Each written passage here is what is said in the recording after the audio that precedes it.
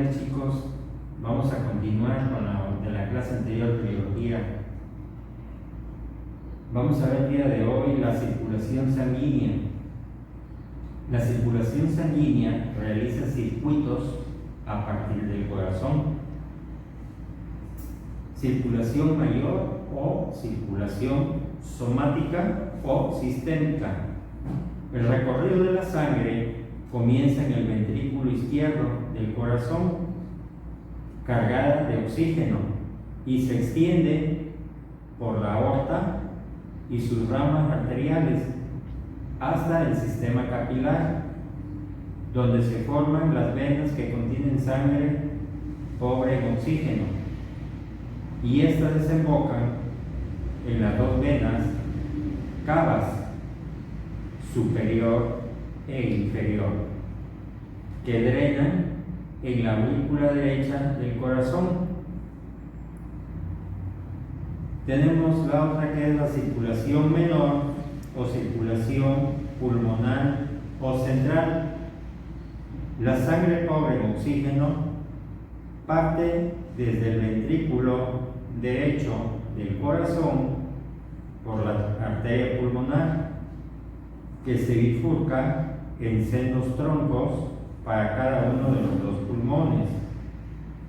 En los capilares alveolares pulmonares, la sangre se abastece de oxígeno a través de un proceso conocido como hematosis y se reconduce por las 4 venas pulmonares que drenan la sangre rica en oxígeno en la aurícula izquierda del corazón. Veamos ahora lo que es la circulación portal. Es un subtipo de la circulación general originado de venas procedentes de un sistema capilar que vuelve a formar capilares. Tenemos la circulación sanguínea en otros vertebrados. Veamos algunos casos. En los peces, su circulación es simple y completa. En los anfibios y reptiles no cocodrilianos tienen circulación doble, incompleta. Y en los reptiles cocodrilianos tienen circulación doble y completa, aunque no totalmente. Veamos la siguiente figura.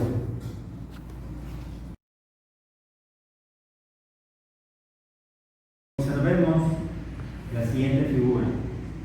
Nos damos cuenta que la relación del circuito mayor y circuito menor, según los números que vemos aquí en este esquema, la sangre circula de esta manera. De izquierda tenemos las arterias, arteriolas, capilares, vénulas, venas, hasta llegar a la arteria pulmonar. De ahí tenemos de derecha a izquierda arteria pulmonar, los capilares pulmonares y venas pulmonares. Todas estas finalmente llegan a lo que es el órgano del llamado corazón. Veamos ahora el siguiente sistema inmunitario. ¿En qué consiste? El sistema inmunitario es el conjunto de tejidos, células y moléculas que son responsables de la inmunidad. Se clasifica según el mecanismo. Inmunidad innata. Estas utilizan moléculas de interferón. El complemento, células como los macrófagos y las dendríticas constituyen la primera línea de defensa. La siguiente es la inmunidad adaptativa. Participan los linfocitos T, los linfocitos B y las moléculas de anticuerpo, entre otros. Es así porque su respuesta mejora frente a una exposición exposición reiterada al patógeno y a la vez la respuesta es específica contra ese patógeno en particular. Se divide en inmunidad celular. Esta se encarga de ella distintas células como los macrófagos o los linfocitos T. La inmunidad humoral se refiere a los componentes solubles que pueden estar en sangre o en la linfa, como el complemento o los anticuerpos. Los mecanismos de defensa de los seres vivos contra los diversos patógenos son variados. En vertebrados es la inmunidad adaptativa, que básicamente representa a la inmunidad mediada por anticuerpos. En plantas se reconoce un sistema antiviral muy eficiente, en el cual se emplea un tipo de ARN que se denomina ARN de interferencia o ARNI. Los insectos poseen un sistema de defensa similar en algunos aspectos a nuestra inmunidad innata, en el cual participan células fagocíticos semejantes a los macrófagos. En humanos hay respuestas inmunitarias amplias para proteger de bacterias, virus y parásitos, y por otro lado, para la lucha contra el cáncer. Veamos los grupos sanguíneos. Todas las células tienen en la superficie externa de su membrana numerosas proteínas que actúan como antígeno, que son cuerpos extraños, los cuales son reconocidos como propios porque están codificados genéticamente. De esta manera, los linfocitos pueden comparar las combinaciones de estos antígenos con su información y así los pueden reconocer como propios y actúan como una tarjeta de identidad. Desde hace muchos años es posible llevar a cabo trasplante de órganos. Estos se realizan entre sujetos que compartan la mayor cantidad posible de antígenos, es decir, que sean compatibles. Sin embargo, el sistema inmunológico termina identificando aquellos antígenos que no comparten. La sangre humana se clasifica en 4 grupos: A, B, AB y O. En el A presenta antígeno A en sus glóbulos rojos y su suero contiene anticuerpos. En el B presenta antígeno B en las células y el anticuerpo anti-A en su suero. En el AB presenta antígeno A y no hay anticuerpos. En el O no presenta anticuerpos anti-A ni anti-B en el suero. Veamos aquí cómo está conformado los principales grupos sanguíneos.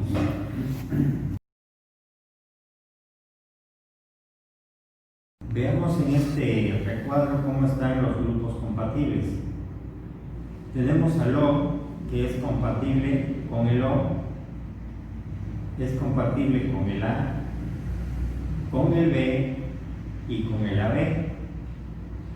En el caso del A es compatible con O y con AB únicamente. En los posibles receptores tenemos el AB, que es únicamente receptor con AB, y por último el B, que es receptor de B y AB, como ustedes podrán verlo aquí en el recuadro. Cada persona puede recibir únicamente sangre compatible, es decir, semejante a la propia. La sangre tipo O es conocida como de donador universal. Puede dar su sangre a B o a B, pero no pueden ellos darle a O. Solo O puede hacerlo. Con respecto al factor RH, se descubrió que puede ser positivo o negativo. Este descubrimiento permite evitar accidentes con las transfusiones sanguíneas, así como tratar ciertas enfermedades. A continuación les muestro la siguiente imagen.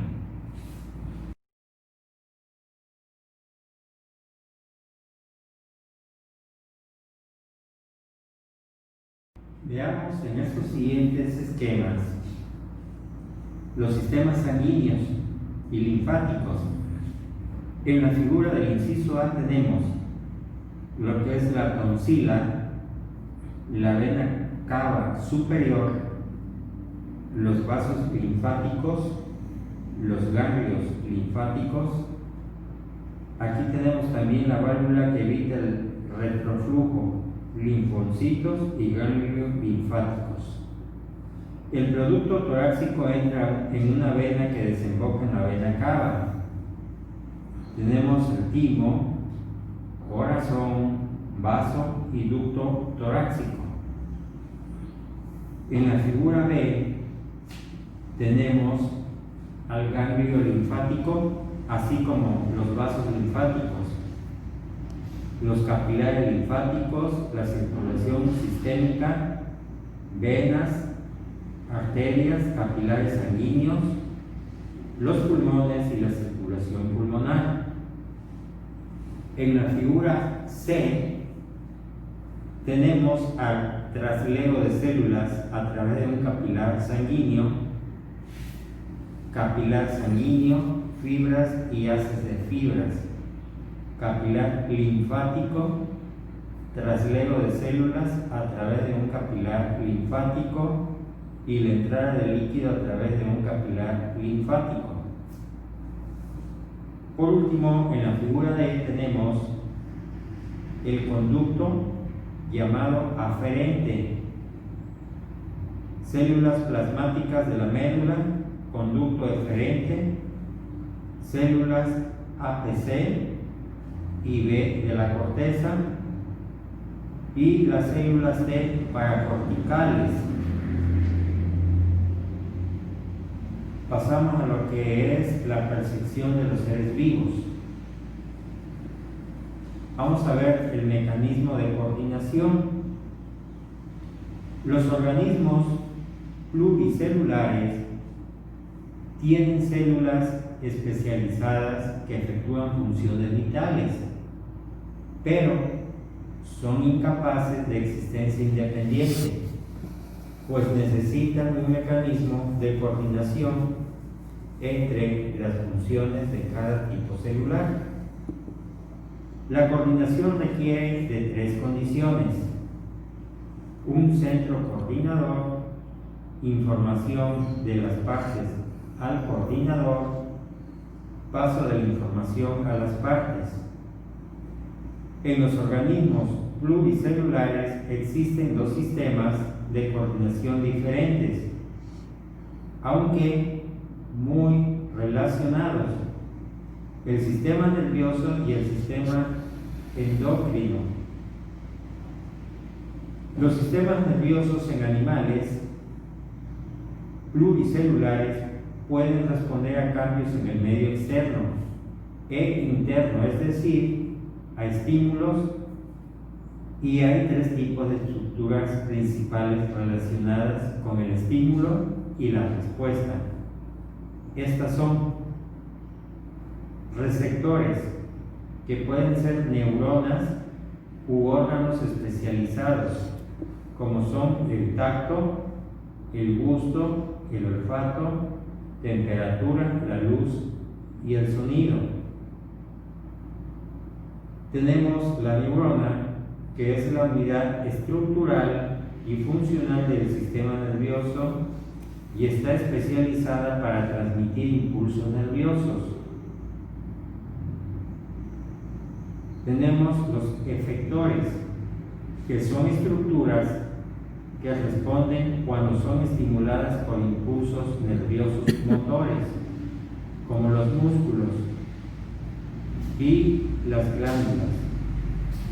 Las estructuras del sistema nervioso pueden variar y se hacen más complejas en organismos pluricelulares.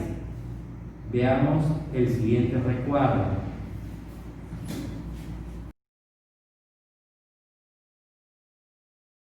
Veamos entonces la percepción de los seres vivos en este recuadro, donde tenemos el organismo, el protozoos, hidra, planaria y lombriz de tierra. Tenemos la descripción primeramente, que son neuronas receptoras situadas en la superficie. Están compuestas por células nerviosas, conductoras y efectores con sus conexiones sinápticas.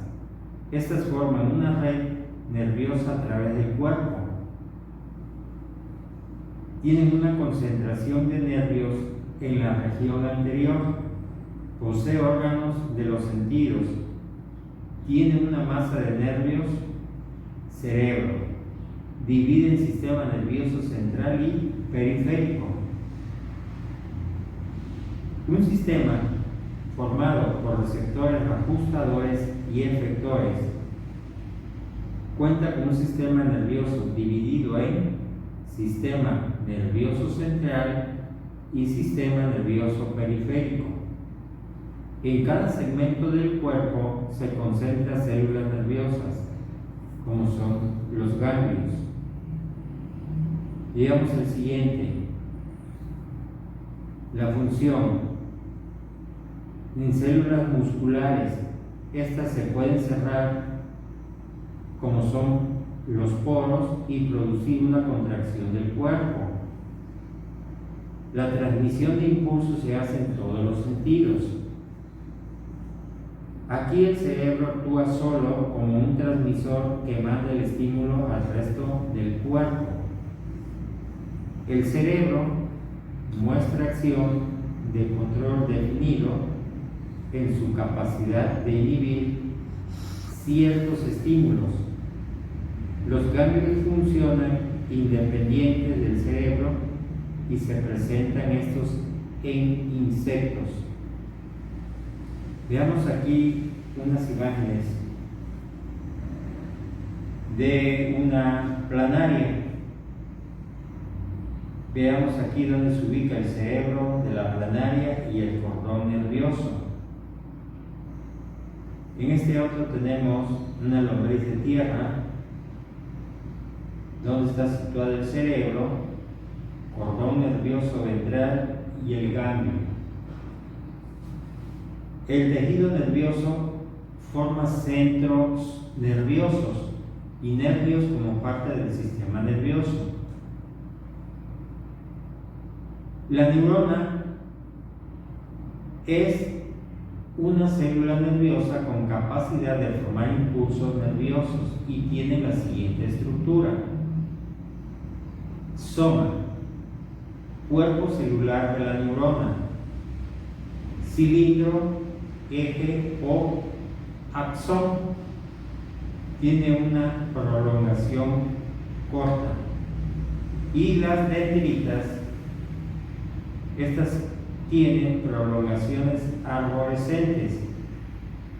Se clasifican según el número de salientes y sus tipos son multipolares, un axón y varias dendritas; bipolares, un axón y una dendrita; unipolares, solo una saliente del cuerpo celular neuronal, que se divide casi inmediatamente en un axón y una dendrita. Veamos el siguiente esquema. Veamos en el siguiente recuadro los que son ejemplos de glías. En este caso tenemos un astrocito fibroso de la sustancia blanca con pies terminales sobre un vaso sanguíneo. Ahí vemos la figura, cómo está compuesta. En el siguiente esquema tenemos a un astrocito protoplasmático no fibroso de la sustancia gris. La clasificación según la función que desempeñan son las siguientes: sensitivas o aferentes. Estas conducen los impulsos hacia la médula espinal o el encéfalo. El siguiente es las motoras o eferentes, que conducen los impulsos desde el encéfalo a la médula espinal hacia el músculo o el tejido glandular. Tenemos también el interneuronas o mixtas, que conducen los impulsos desde las neuronas sensitivas hacia las motoneuronas. Veamos el siguiente esquema, cómo están constituidos.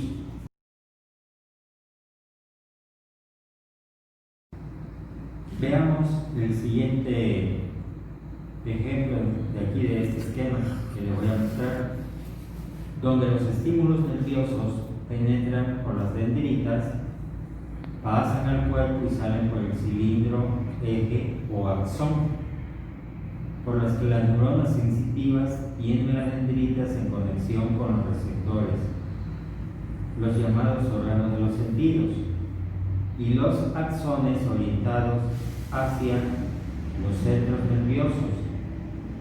En las neuronas motoras, las dendritas están en contacto con los centros nerviosos y los axones con los efectores, que son los músculos y glándulas. Las neuronas de enlace tienen las dendritas y los axones conectados a las neuronas. Veamos el esquema.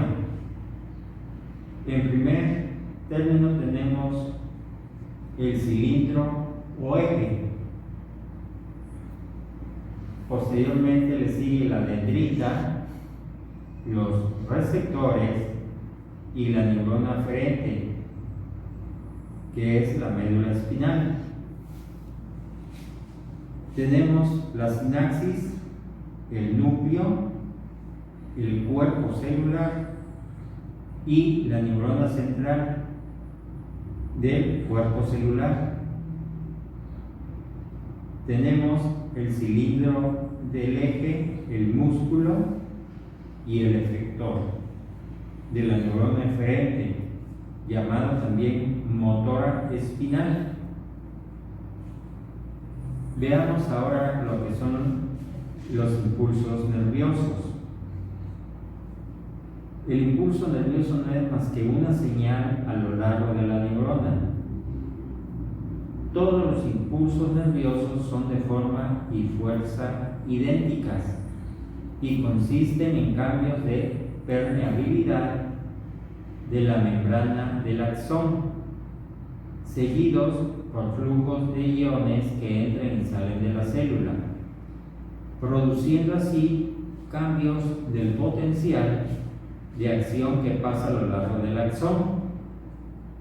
La energía necesaria para transmitir el impulso se deriva no del estímulo, sino de la neurona misma.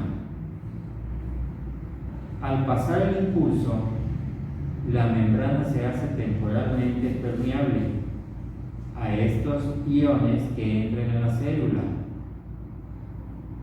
Veamos el siguiente esquema de la formación de un impulso nervioso.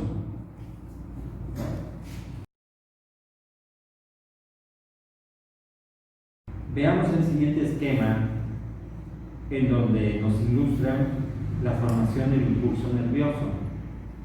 En primer término tenemos al potencial de reposo. seguido de la membrana semipermeable polarizada. Aquí los iones de sodio en el líquido extracelular atraviesan por la membrana. En el siguiente esquema tenemos el estímulo y la despolarización pasajera, el impulso. Aquí los iones de potasio del líquido intracelular en la neurona se difunden hacia el exterior. En el siguiente dibujo tenemos la polarización invertida, potencial de acción, conducción del impulso a lo largo de la fibra y el potencial de acción que se desplaza a lo largo de la membrana. En el siguiente tenemos la recuperación del potencial de reposo y la polarización, el potencial de acción continua y por último la conducción de impulso. Hay neuronas compuestas por células llamadas de echams, que son células que contienen dentro pliegues, una envoltura espiralasa de materia grasa aislante llamada mielina, que son las neuronas mielinizadas.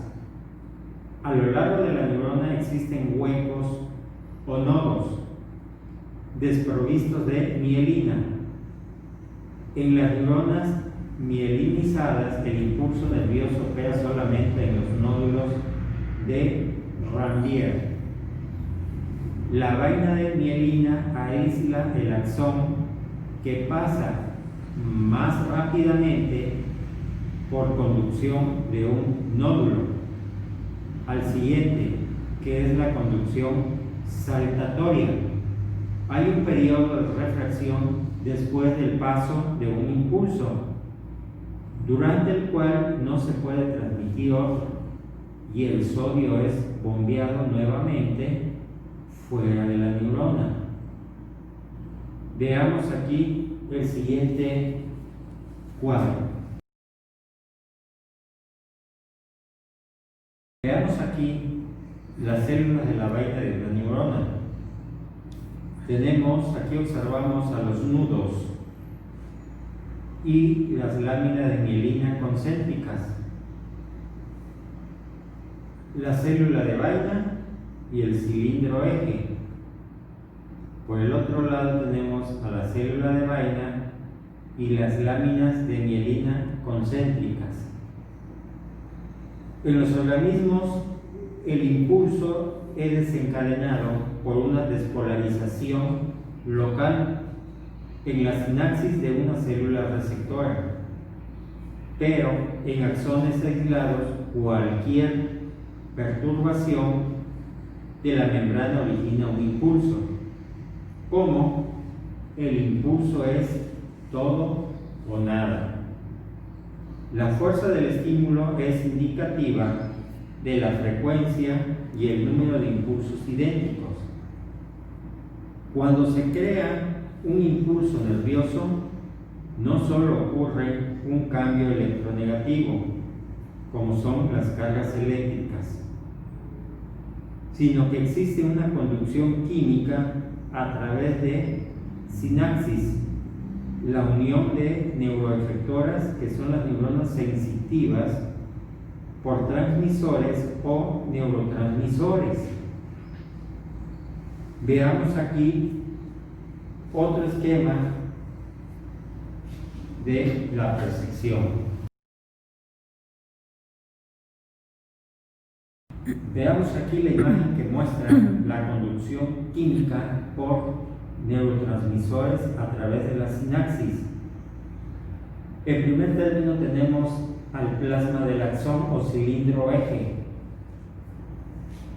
a la vesícula que contiene moléculas de sustancias químicas transmisoras. Tenemos también las sustancias químicas y los iones invasores. así como la pared de la dendrita, conocida como membrana, y el surco sináptico. En la siguiente figura observamos la membrana glial, el surco sináptico y la membrana presináptica.